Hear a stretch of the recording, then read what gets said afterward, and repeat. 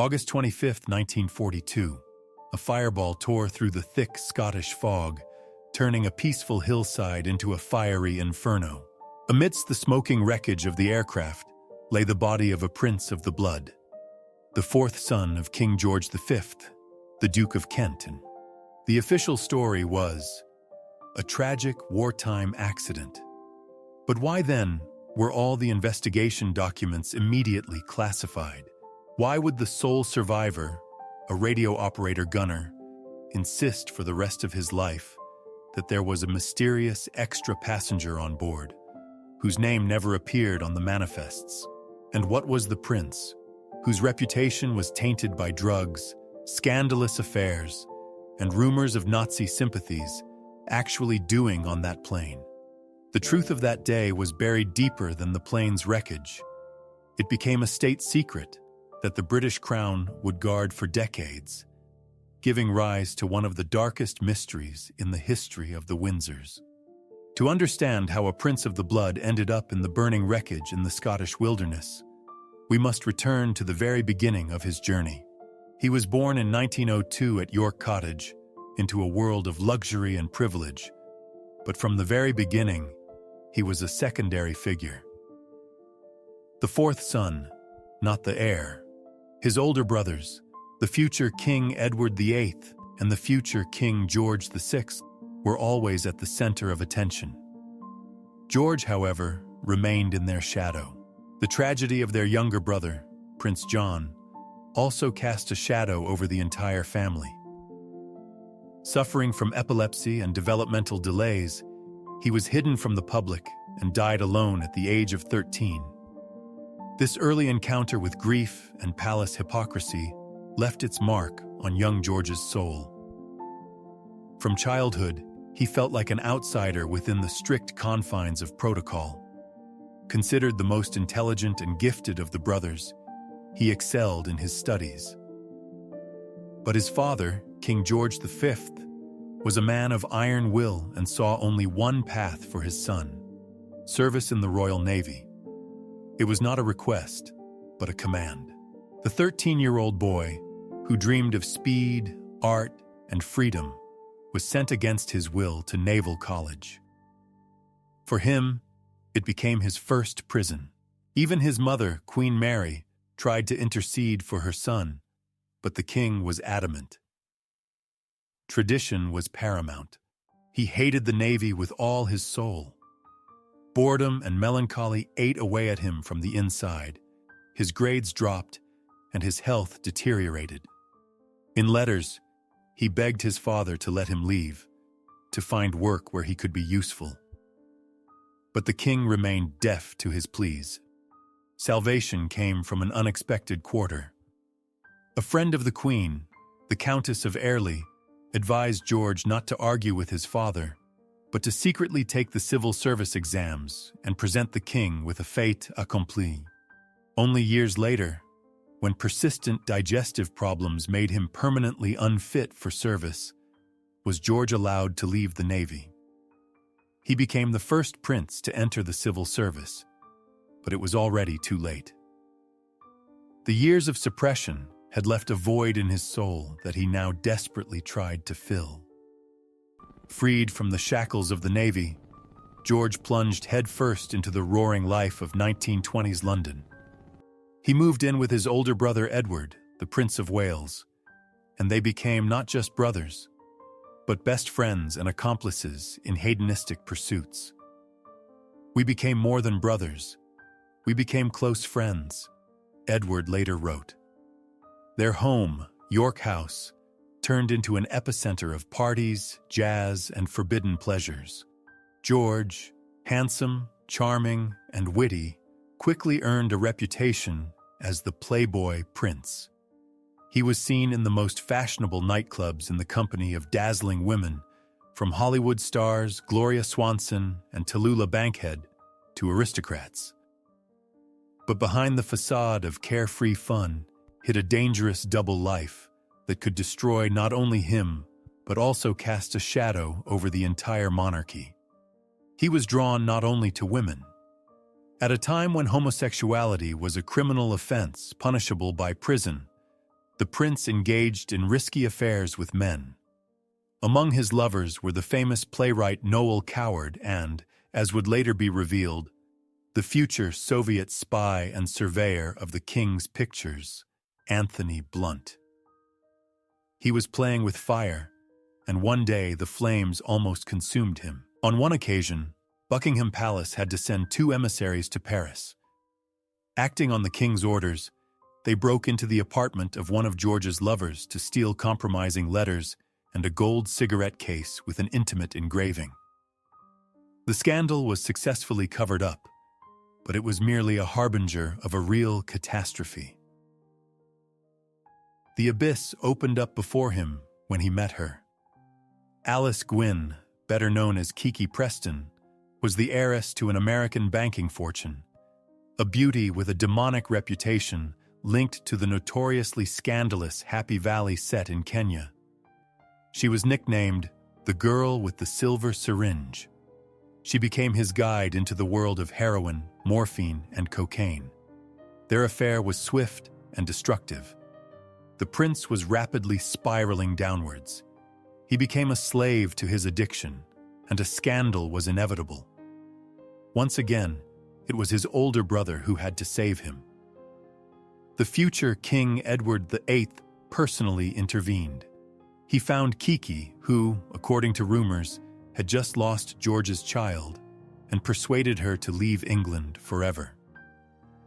He then effectively confined his brother to a country estate under the care of doctors. "I am playing the part of doctor, jailer, and detective," he wrote to his mistress. It was the first time George had looked death in the face, but alas, not the last. Those close to him understood. The prince needed to be saved urgently. And the best remedy for scandals and self-destruction was always considered to be marriage. The chosen one was Princess Marina of Greece, a woman of incredible beauty, elegance, and strong character. Her family had been exiled from Greece, and she knew what the vicissitudes of fate were. She was the complete opposite of his previous paramours, proud, reserved, and impeccable. Their meeting in 1933 at a dinner party was like the collision of 2 different worlds. George, accustomed to frivolous starlets, initially found Marina too bossy. But her cool beauty and sharp mind intrigued him. He was captivated by how she beat him at tennis, how she sat imperturbably beside him as he drove his sports car at top speed, and how they could laugh at the same jokes. She was his equal. The romance developed rapidly. One August evening, while visiting Marina's sister in Yugoslavia, George made a truly romantic gesture. He borrowed an airplane from his brother Edward, and being an experienced pilot, flew to her himself. That same night, after all the guests had departed, he proposed to her. It came as a complete surprise to everyone, but the king and queen breathed a sigh of relief. It seemed a salvation had been found. Their wedding in November 1934 was a national event. London, shrouded in grey fog, blossomed with the jubilation of the crowd. Marina, in a dazzling silver brocade dress embroidered with English roses, looked like a goddess descended from heaven. She was the last foreign princess to marry into the British royal family, and the people welcomed her with delight. George received the title of Duke of Kent from his father, and it seemed that a new, bright chapter was beginning in his life. Marina gave him what he had never had: stability and a sense of home. She bore him 3 children: Edward, Alexandra, and Michael. George turned out to be a surprisingly loving and devoted father. He adored fussing over the children, told them bedtime stories, and would disappear for hours with his eldest son, Eddie, in the garage, assembling and disassembling mechanisms. For a time, the demons of the past receded. The playboy prince transformed into a respectable family man. But this was merely the calm before the real storm, which would soon shake not only his family, but the entire British Empire. The idol collapsed in 1936. First, his father, King George V, died, and then the thunderclap came.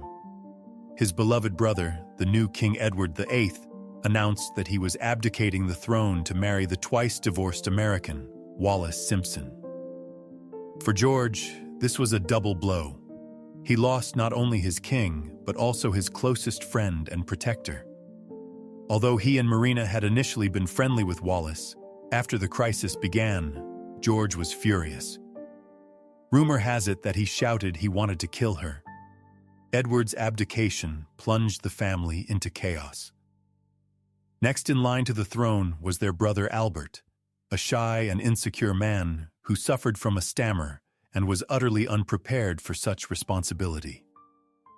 At one point, the situation was so critical that behind the scenes, George's candidacy, more confident and charismatic, was even considered as a possible regent or even king.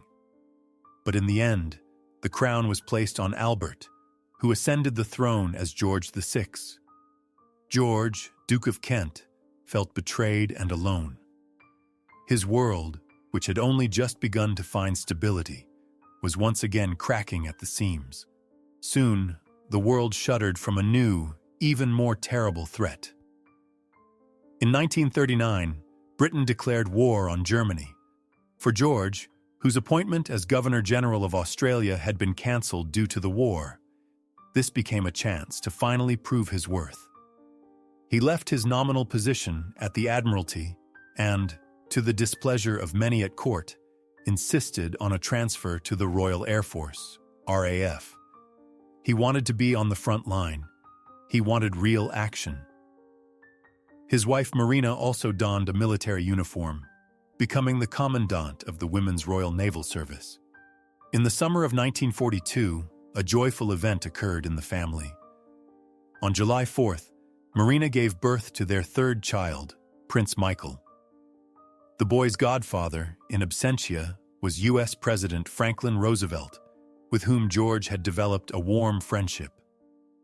The prince was on cloud nine. He had a loving wife, 3 beautiful children, and finally, a service he was proud of. He was full of plans and hopes. The tragedy was that he had only 21 days left to live. In late August 1942, the Duke of Kent was given an important assignment, an inspection tour of RAF bases in Iceland. This was not just a routine check. George, using his connections in America, including his friendship with the actor Douglas Fairbanks Jr., hoped to become a liaison officer between the British and American Air Forces. This mission was supposed to be the beginning of his real military career, a step toward the meaningful life he had always dreamed of. On the morning of August 25th, he said goodbye to Marina and the children at his country home. None of them could have imagined that they were seeing him for the last time. At the Invergordon Air Base in Scotland, a Sunderland Mk3 seaplane, a huge flying boat, was waiting for him. The crew was selected from the squadron's best pilots and navigators. As a gesture of courtesy to the prince, the squadron commander, Thomas Mosley, took the controls as co-pilot. Around 1 o'clock in the afternoon, after all pre-flight checks, the Duke boarded the plane. The water was calm, but the sky was covered with low clouds and thick fog. At 1:10 p.m., the Sunderland took to the air and set a course northeast, along the coast. It soon disappeared into a dense shroud of fog, known in Scotland as Har. A local shepherd, Hugh Morrison, who was grazing sheep on a hillside, heard the roar of the engines directly overhead, but could not see the aircraft. A moment later, the silence was shattered by a deafening explosion. 10,000 liters of aviation fuel turned the aircraft into a giant fireball. Of the 15 people on board, only one survived: gunner radio operator Andrew Jack. Ironically, he was in the rear turret, considered the most dangerous spot. On impact with the ground, the tail was torn off and thrown aside, which saved his life. When rescuers reached the crash site, they saw a horrifying scene of scorched earth and twisted metal. The Duke of Kent's body was identified immediately, despite a head injury. On his wrist was a bracelet engraved with His Royal Highness, the Duke of Kent. The news of the prince's death sent the nation into shock. It was the first time a member of the royal family had been killed on active military service in over 400 years. King George VI, who was at Balmoral, was devastated. But the most terrible blow was to his widow. Marina seemed to turn into a statue. She would either sob uncontrollably or stare into space for hours. Queen Mary, known for her emotional restraint, wrote in her diary, "I could not believe it." She immediately went to her daughter-in-law to be by her side in this dark hour. The funeral took place at St. George's Chapel in Windsor. Marina, supported by the King and Queen, walked behind the coffin, which was draped with the Duke's personal standard. On top lay his cap and a wreath of carnations, his favorite flowers, which Marina had cut herself from their garden. The King later wrote, "I have attended many family funerals in this chapel, but none has moved me so deeply." A few weeks later, he personally visited the crash site. The ground still bore the scars of the terrible impact and fire. But as soon as the country recovered from the initial shock, questions began to arise. Why did an experienced crew, consisting of the best navigators, deviate so far from their course and fly dangerously low in poor visibility in mountainous terrain? The official investigation was conducted in haste and complete secrecy. The families of the deceased crew members were not allowed to attend and were not provided with any information. And then all the documents related to the case mysteriously disappeared from the archives. And so, conspiracy theories were born. One of the most popular ones stated that Prince George himself was at the controls at the time of the crash. Allegedly, being an experienced pilot, he pushed the commander aside and took control himself, which led to the tragedy.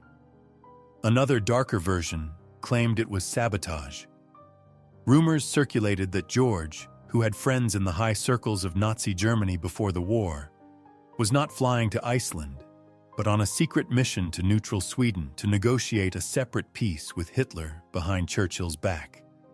And that British intelligence arranged the crash to stop him.